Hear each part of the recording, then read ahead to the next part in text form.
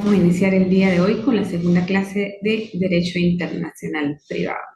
En la clase anterior vimos lo que era el Derecho Internacional Privado. Recordemos que lo vimos como esa parte del derecho, esa rama del derecho, que se dedica a estudiar los supuestos de hecho de las personas naturales y jurídicas en cuanto a las relaciones privadas, siendo esta la principal diferencia con el derecho internacional público, donde los actores son el Estado o los Estados a nivel de la trama internacional. Bien, el día de hoy en el contexto del derecho internacional privado vamos a profundizar un poco sobre los supuestos de hechos que regulan el derecho internacional privado y cómo determinamos ese supuesto de hecho a objeto de establecer su internacionalidad en la relación y poder definir el régimen jurídico aplicable. Bien, lo primero que tenemos que tener claro es que en el marco de las relaciones sociales, ¿sí? En el marco de las relaciones sociales de las personas naturales o de las personas jurídicas y todo el entramado social que se dé entre ellos, que esté regulado por el derecho, se pueda determinar el carácter de la internacionalidad de la relación. Es decir, que de una u otra manera los actores de esa relación, en ese supuesto de hecho que se está desarrollando, estén vinculados o tengan un carácter internacional, porque una de las partes o el objeto de la relación jurídica sea, bien sea esté ubicado, o sea, esté ubicado en un país extranjero y en el caso de las personas, tenga una nacionalidad extranjera. Bien, entonces, lo primero que hay que hacer es determinar esa relación social que estamos estudiando, el carácter internacional. Es decir, para estudiar cualquier problema desde la visión del derecho internacional privado, hay que revisar el presupuesto objeto de estudio que se trate de una relación jurídica con carácter internacional. Nosotros ya vimos en el estudio, en la parte de autoestudio académico, incluso ya todos presentaron la evaluación de las fuentes del derecho y los supuestos de hecho. Cuando estudiaron lo que fueron los supuestos de hecho, pudieron notar que los supuestos de hecho se refieren a aquellas situaciones jurídicas que regula la ley del derecho internacional privado. Entonces, es fácil. ¿Cómo determinamos la internacionalidad de la relación? Teniendo la ley de derecho internacional privado en la mano. Porque esa ley es la principal fuente del derecho, esa ley es nuestra regulación nacional en ese aspecto. Entonces, allí se establecen los supuestos de hechos que van a estar regulados por el ordenamiento jurídico venezolano. Asimismo lo establece el artículo 1 de la Ley del Derecho Internacional Privado.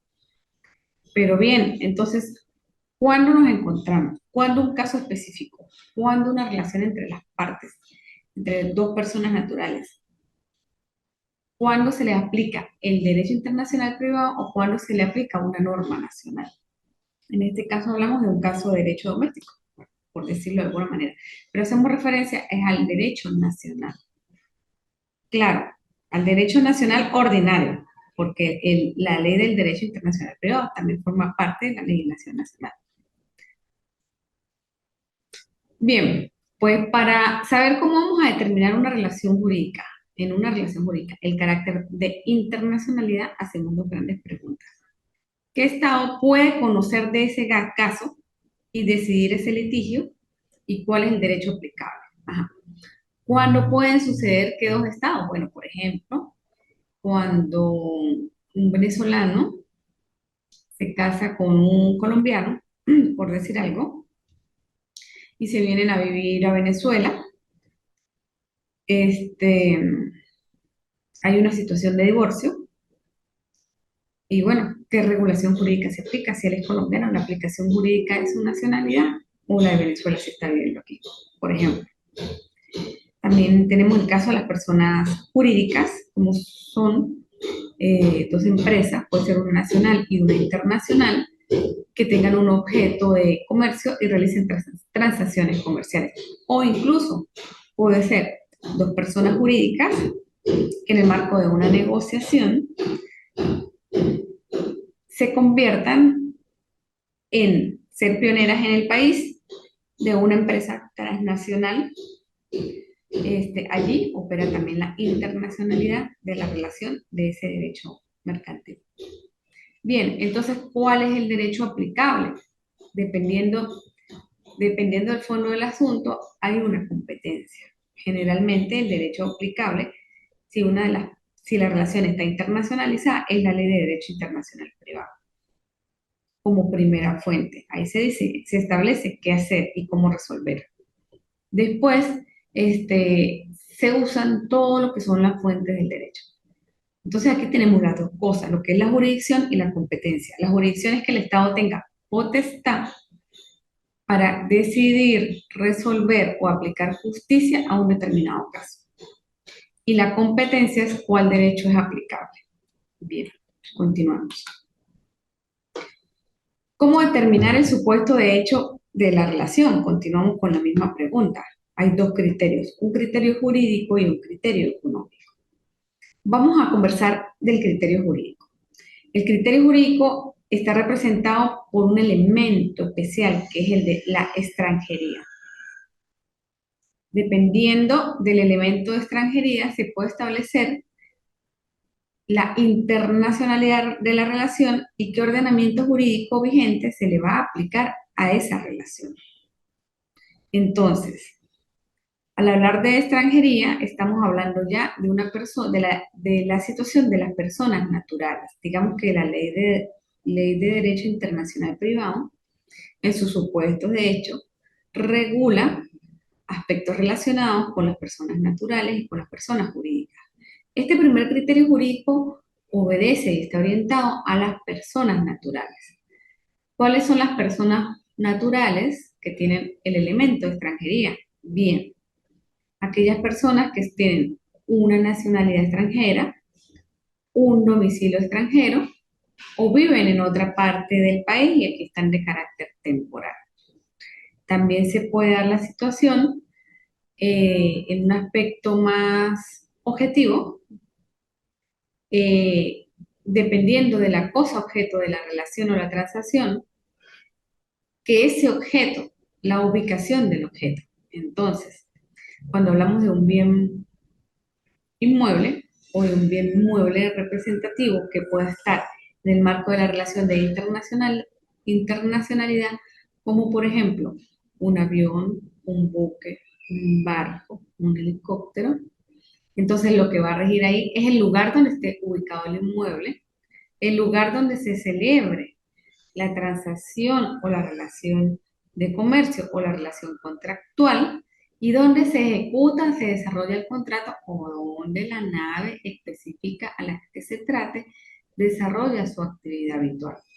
Entonces aquí se establecen dos aspectos, el aspecto subjetivo que es orientado a los sujetos, a las personas, y el aspecto objetivo que es orientado a las cosas, a los objetos. En el caso de las personas, el principal es la nacionalidad y el domicilio. ¿Sí? El principio establece que a cada persona le rige la regulación legal de su nacionalidad o donde él esté domiciliado. Y en el caso de los objetos, a cada objeto le rige los aspectos jurídicos, ese ordenamiento jurídico del lugar donde esté ubicado, donde se desarrolla la operación o la ejecutabilidad con el objeto o donde se desarrollan los fines del contrato. Por eso se habla de un criterio. Eso como primer principio, pues, eso está establecido en la Ley del Derecho Internacional Privado. También hay fuentes internacionales que se usan, por ejemplo, cuando la Ley del Derecho Internacional Privado no establece de forma específica algún caso, nos referimos o nos vamos a ubicar o a guiar por sus fuentes. Es decir, en nuestro caso tenemos la Convención Interamericana sobre Normas Generales del Derecho Internacional, entre otras. Es importante establecer que esta Convención Interamericana en su artículo 1 establece que si las partes tienen un mismo lugar de residencia y el contrato tiene objetivos en más de un estado o partes, ahí hay un carácter de internacionalidad. Entonces, hay conectados o vinculados varios ordenamientos jurídicos. Hay supuestos conectados con los ordenamientos jurídicos extranjeros. ¿Por qué? Porque aun y cuando las partes pueden tener la misma residencia, estos desarrollan transacciones, relaciones o labores del contrato en diferentes países. Todo eso pues cambia el análisis, la visión, la perspectiva del derecho internacional privado. Bien, ¿qué es lo que hay que conocer? Bueno, digamos que se le presenta el caso a un juez. El juez lo primero que tiene que revisar es si existen o no, determinar si la relación se puede clasificar como una relación de extranjería, donde se le puede aplicar la ley de derecho internacional privado o sencillamente en un caso de regulación jurídica nacional donde se le aplica la ley nacional normal, que es la ley o el contexto jurídico doméstico de siempre. Bien, aquí hay un ejemplo. Dice que, por ejemplo, podríamos una persona jurídica en el marco de una transacción comercial, hace transacción comercial con otra persona jurídica también del país, pero resulta que la transacción versa sobre la e- importación de bienes y servicios para ser distribuidos en el país con carácter de exclusividad. ¿Sí? Es decir, aquí hay un elemento de extranjería, porque esto implica que esa transnacional o ese producto internacional y todas sus fases incluso de procesamiento o de comercialización estén en Venezuela en manos de esos dos, se puede entender como una extensión comercial de esa transnacional en el país. Por eso, de una vez se establece su carácter de internacionalidad y se establece que la regulación legal aplicable es la del derecho internacional privado. Bien, otra cosa distinta sucede, por ejemplo, cuando contratan dos personas jurídicas que están en el mismo domicilio y el contrato se va a realizar en otro país. Entonces ahí rigen las leyes del lugar donde estén ejecutando el desarrollo de la función o el objeto del servicio. Bien, vamos a continuar con el tema de la internacionalidad de la relación. Aquí hay un ejemplo, en el caso de personas naturales, un divorcio, donde una de las partes tiene una nacionalidad distinta a la venezolana o tenga doble nacionalidad.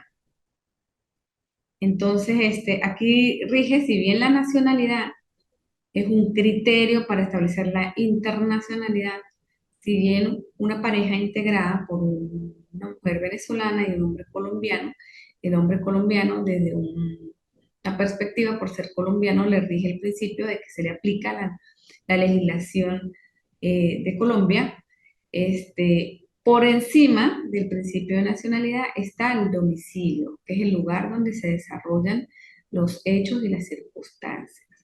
Entonces, por cuanto están domiciliados en el estado Táchira, resulta que la ley de divorcio o la legislación sobre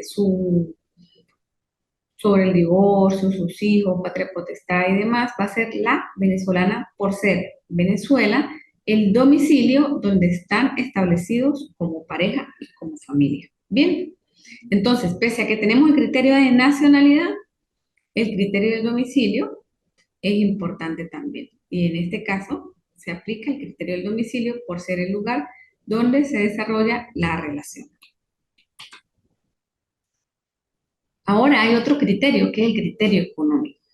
El criterio económico es muy importante por su causa y sus efectos patrimoniales. Bien, en Venezuela digamos que estos criterios, además de ser criterios básicos establecidos en la ley, estos criterios son reforzados, sostenidos, afianzados o incluso transformados por la jurisprudencia vinculante del TSJ, antes o hoy extinto Corte Suprema de Justicia. Bien, aquí lo que se quiere ver es una jurisprudencia, ¿sí? Y un criterio jurisprudencial de la Sala Político-Administrativa en 1997, donde se indicó que no solo hay que revisar los aspectos legales, sino también los aspectos económicos del contrato para determinar si es un contrato determinado internacional o no. ¿Por qué? Porque, por ejemplo, puede suceder que lleguen dos firmas comerciales, dos personas jurídicas nacionales que hagan transacción en Venezuela y desarrollen en Venezuela las actividades de comercio y pongan que establezcan por contrato que la regulación legal aplicable va a ser la de Venezuela. Bien, pero ¿qué sucede? Que hay aspectos del derecho internacional privado que garantizar. Entonces, esta jurisprudencia establece que además de revisar todo lo que veníamos hablando ayer, bueno, en la clase pasada y en esta clase, de dónde se constituyeron las empresas, dónde van a prestar servicios, es importante también el aspecto económico. Y esto también lo planteamos hace rato, porque si es un aspecto económico para darle una continuidad financiera de lo que es el ciclo de procesamiento o distribución de un producto transnacional, un producto internacional, entonces allá hay un aspecto económico que establece que se trata de una internacionalidad, por cuanto en el caso, por ejemplo, de la Pepsi Cola, se estableció en esa jurisprudencia que es una continuidad económica de la transnacional, en funciones económicas de transnacional. Entonces hay un criterio establecido también. Esto es importante porque hay que entender que en el derecho todo principio tiene su excepción, todo principio tiene que ser su excepción. Y bueno, aquí está una excepción establecida, su legalidad y su carácter de obligatoriedad a través de una jurisprudencia de la sala del TSJ. Bien, eso es por la continuidad del dinero extranjero en el país, pues de ese juego económico transnacional. Y eso pues forma parte también del estudio del derecho internacional, de los tratados internacionales, de las transnacionales, bueno, de toda una legislación nacional e internacional que revisar en cuanto a eso. Ya tenemos entonces el primer criterio, el criterio jurídico, que se refiere a la nacionalidad y al domicilio, y el segundo criterio, que es el criterio económico.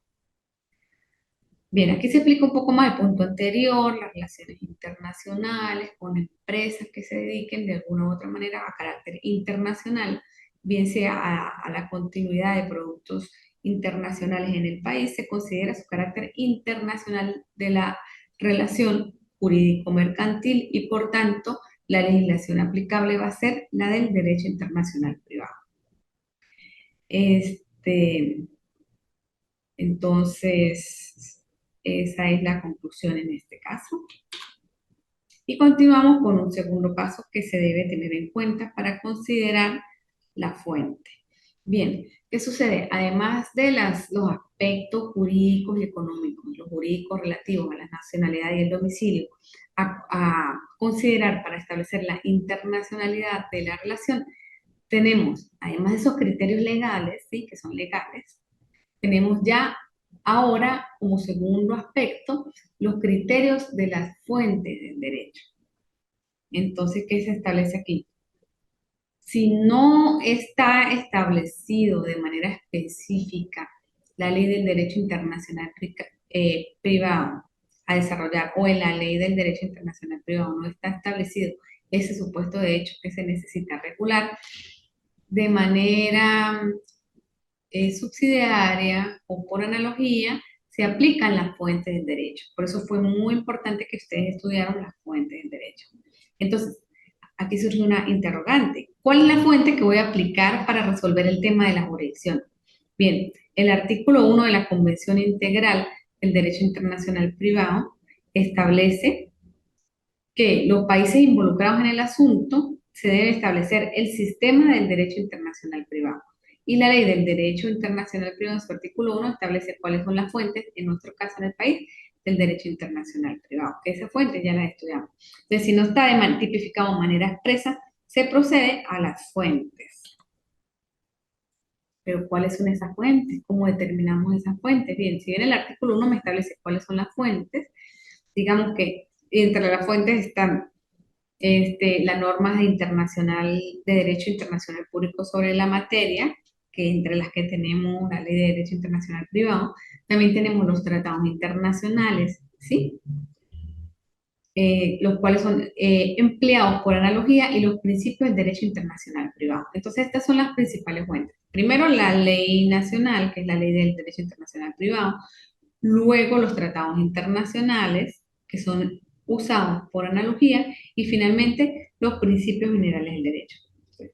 Legislación nacional, tratados internacionales y los principios generales del derecho. Bien, ¿cómo funciona esto? ¿En qué orden lo aplico? Lo primero es la normativa nacional o la normativa de derecho internacional privado. Si nos encontramos en un supuesto de hecho de relaciones entre personas naturales o jurídicas donde tenga que aplicársele el derecho internacional privado, se va a usar la ley del derecho internacional privado. Bien, si no está tipificado la relación allí, se busca el tratado internacional vigente debidamente suscrito por Venezuela. Para emplearlo por analogía. Si no está regulado en los tratados internacionales suscritos por el país, nos vamos a los principios del derecho internacional privado generalmente aceptado. ¿Listo? Bien, ese es el orden establecido. Legislación, tratados internacionales y principios del derecho internacional privado. Bien, vamos a continuar ahora a hablar un poquito sobre las dos preguntas principales que dieron a establecer la jurisdicción y la competencia. Y vamos a hablar un poquito de la jurisdicción. La jurisdicción se establece de manera expresa. Aquí sí no debe haber dudas, no se usa por analogía nada. La jurisdicción es esta regulación o esta relación puede ser resuelta por el Estado o no. Eso ahí sí no hay dudas, no existen lagunas, no existen dudas. Esto implica que la legislación venezolana o el sistema jurídico venezolano es el responsable de regular esa conducta o ese supuesto de hecho. Eso es la jurisdicción. Si no hay jurisdicción, entonces sencillamente nosotros no podemos asumir como sistema de justicia venezolano la regulación o el control de esa relación. Bien, esto es importante porque nosotros no podemos traer la jurisdicción, no podemos regular o establecer sanciones o procesos para cosas que no existen en nuestra legislación nacional ni se haya establecido como competencia de justicia por parte del Estado. Bien. Y siempre, bueno, digamos que también hay excepciones. Aquí hay una excepción importante, que es en el caso de los intereses superior del niño. O sea, hay cosas con respecto a las relaciones del niño y su interés superior. Entonces, ahí sí, por el interés superior del niño, todas las situaciones de hecho que desarrolla ese niño son de competencia de jurisdicción del Estado venezolano por el interés superior del niño, y eso está también establecido en los tratados internacionales. Esa es la excepción. Pero de manera general, claro, pueden surgir otras excepciones, se pueden establecer más excepciones por vía jurisprudencial, también se pueden establecer más excepciones de casos especiales para asumir la jurisdicción en caso de tratados internacionales, ¿sí? Pero tiene que ser de esa manera, tiene que asumirse por vía de excepción y tiene que ser de manera expresa. Ya en materia de protección, así se ha establecido. Bien, el segundo aspecto, si ya sabemos que no está en la legislación del derecho internacional privado y vamos a emplear un tratado internacional, ese no puede ser cualquier tratado internacional que exista sobre la materia, tiene que ser un tratado internacional que haya suscrito, en este caso, Venezuela. Es decir, que haya cumplido con todos los requisitos o el procedimiento interno para ser tratado internacional y que pueda ser asumido por el país. Otra cosa importante es que exista ese tratado, que esté suscrito por el país y que esté ratificado por la manera legal establecida en la Constitución. Es decir, que tenga todos los procesos validados y sea de obligatorio cumplimiento para el país. Ah, aquí está, ya. Y finalmente, bueno, ¿qué sucede si hay varios tratados internacionales sobre lo mismo? Bueno, aquí hay un punto importante, porque puede surgir el caso de que hay varios tratados internacionales que sean aplicables a ese supuesto de hecho, pero que tengan distintos procesos o regulación legal. Y lo vamos a emplear por analogía. Pero entonces, ¿qué se hace? ¿Cuál tratado aplico si hay dos similares con procesos diferentes? Bien, aquí se aplican dos reglas conocidas como la ley posterior deroga la ley anterior, es decir, se asumirá el tratado vigente, el más nuevo, el suscrito con menor temporalidad, y el otro es que la ley especial deroga la ley general, es decir, también se van a priorizar los tratados especiales por materia, o por campo. Bien, entonces, entre un tratado actual y uno de vieja data se usa el tratado actual, ese es el referente. Y entre dos tratados actuales, pero uno de los derechos humanos en general, por ejemplo, y otro de los derechos humanos establecidos para niños y niñas y adolescentes, se establecen los derechos humanos, no los generales, sino los de niños, niños y adolescentes, porque es una legislación especial sobre casos especiales. Y es esa la especialidad en la que va a ser el criterio establecido para su aplicabilidad. Después de los tratados, tenemos los principios generales del derecho, que son los últimos, y estos se aplican, bueno, ya ustedes estudiaron los principios generales del derecho. Esa es la forma de razonar los supuestos de regulación jurídica en caso de ser necesario ante la jurisdicción venezolana. Con esto terminamos la clase. Ha sido un placer para mí estar con ustedes el día de hoy. Hemos cumplido satisfactoriamente los procesos académicos. Ya nos empoderamos de lo que es el derecho internacional privado, la legislación nacional de derecho internacional privado, que es la ley del derecho internacional privado. Sabemos cómo emplear estas fuentes en cuanto a la aplicabilidad de los supuestos de hechos. Y eso nos da luces para la última clase, el último segmento, que va a estar orientado ya un poco más dinámica a los procesos o referentes establecidos en jurisprudencia para casos específicos. Entonces, bueno, continuaremos en la próxima clase y ha sido un placer para mí estar con ustedes el día de hoy. Cualquier pregunta, cualquier duda, por favor, nos podemos comunicar por mi chat privado de WhatsApp o por el chat de la hora virtual. Feliz tarde para todos.